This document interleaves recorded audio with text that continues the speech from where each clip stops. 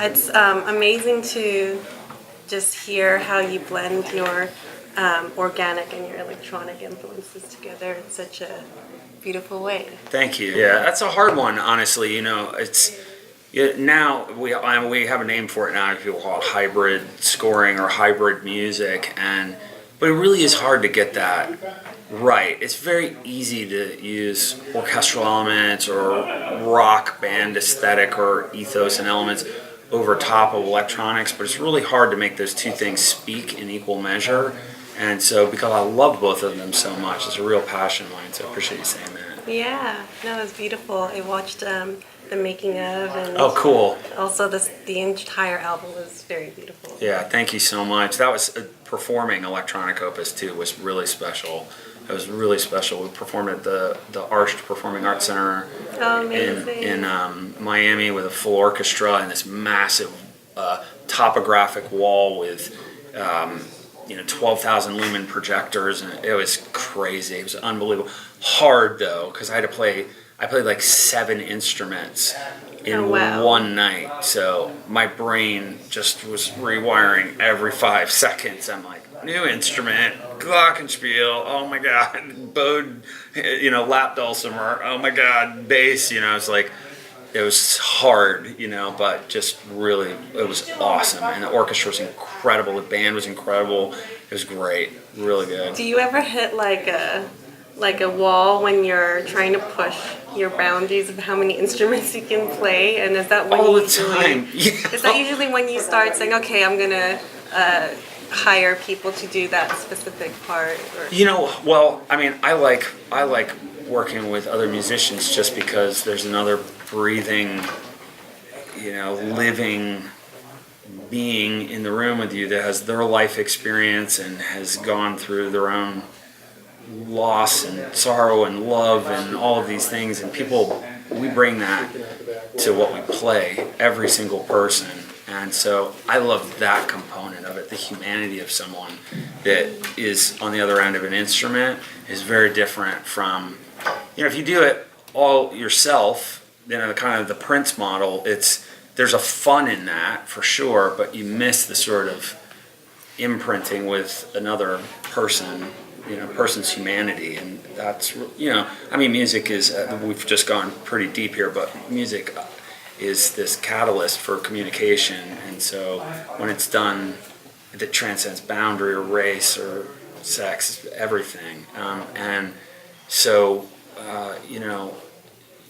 humans being on the other end of it, both listening and playing it, I think it makes it to the end user's ears. You can feel that, you really can. That's why if you listen to something, some 3-chord rock song, but you just feel it in your bones. It's not just what's there coming out of the speakers that's affecting you. It's those people's lives and the sum totality of their life experience, and all these things that are not really quantifiable, we perceive, in recordings. So we just kind of went off the Deepak Chopra deep end, but I really believe that, what I'm saying. So awesome. Yeah. I love any Deepak related. Yeah, me too. So. My God, hero of mine. I have the funniest Deepak Chopra story ever. So one time I get this phone call, and I can't remember who it was, but it was someone I knew pretty well, and they're talking to me about Deepak Chopra, and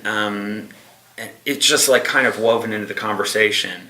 And we're talking about 7 Spiritual Laws of Success and a bunch of his other books. I'm a huge Deepak Chopra. I've literally gone and sat in an audience and listened to him speak. Oh wow! And so we're talking, and he said, "Yeah, I heard that Deepak is possibly looking to work on some kind of musical thing."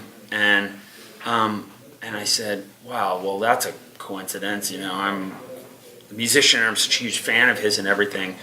And Deepak Chopra says, "E.T., there are no coincidences." He's on a conference call. He's on the phone with us the whole time, listening. Deepak Chopra. Wow. He's on the phone. And it kind of teed me up. You know what I mean? He's sitting there listening to our conference. So anyway, I had this amazing phone call with Deepak Chopra years ago, but he was sitting there listening in silence for 5 minutes, And he was like, "Well, I have a surprise for you. Deepak is, on the phone. That's crazy. Also, being a Deepak fan, I can sense the spirituality shining through. For sure. Well, I mean, if there's not something, rooting, it's rooted in, then it's meaningless. And that can be, its own kind of entertainment too.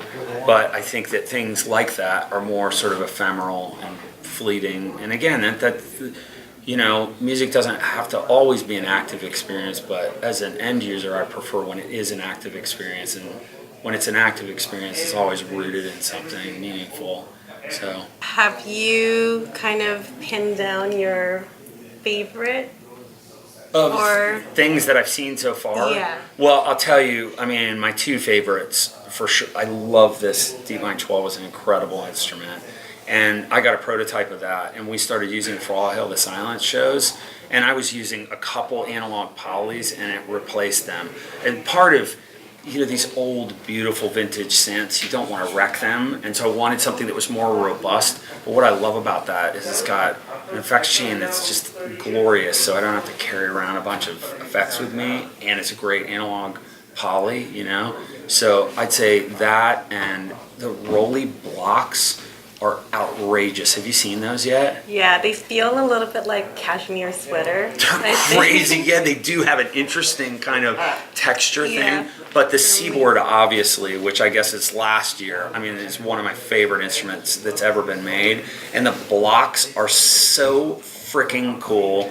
I can't even believe it. I have one in a control block, and I'm like, you guys, they're rare as unicorn tears right now. I'm like, please, I need like 4 blocks. I'm dying over here. They're just so beautiful to look at, how you press something and it's like raindrops or something on the surface of them. So I'd say those are my picks so far, definitely. Awesome. Yeah. I love how with the blocks, you can also change the size of the buttons. It's incredible. And you can also, too, disconnect them and reconnect them, and it changes how they function. It's not just change like the pattern of a grid or something. It actually will change their function. So you can, and you have to figure it out.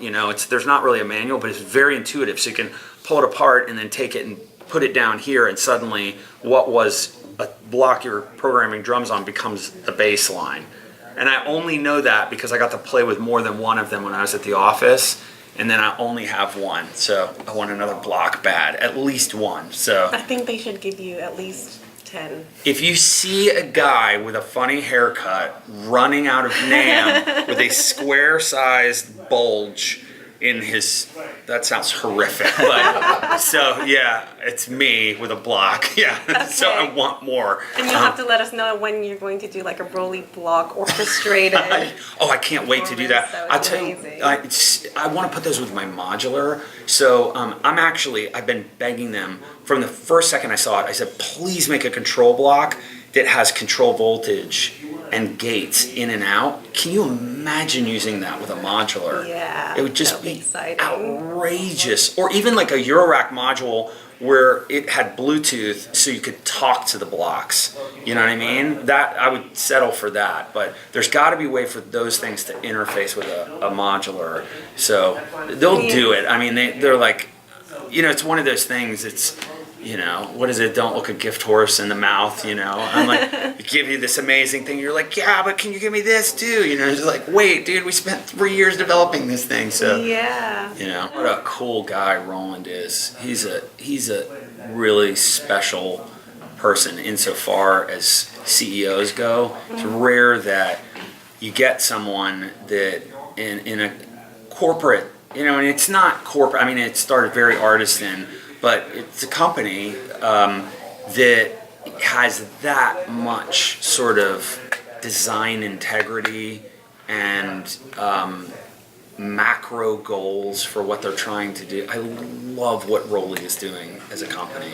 I just 100% behind the stuff that they're making. Because I've been going on about Roli for a while, and I absolutely love. It's crazy. So, not just the product, but everyone behind Roli. Absolutely. Incredible people. Yeah, I just love what they're doing. I think it's really special. I have to ask, as a musician myself, when you find any blocks or struggles in your own creative process? Do you find that learning about new products and technology helps and kind of like refeeds new soul for your kind of like new food for your soul? It does. I mean, I've got a different sort of reboot, but there's definitely a piece of me that basically when we all have, I mean, not just blocks, sometimes you really hit a wall and it can last for days, weeks, months at times. And I've come to understand it's just a natural part of, it's an extension of being a creative person.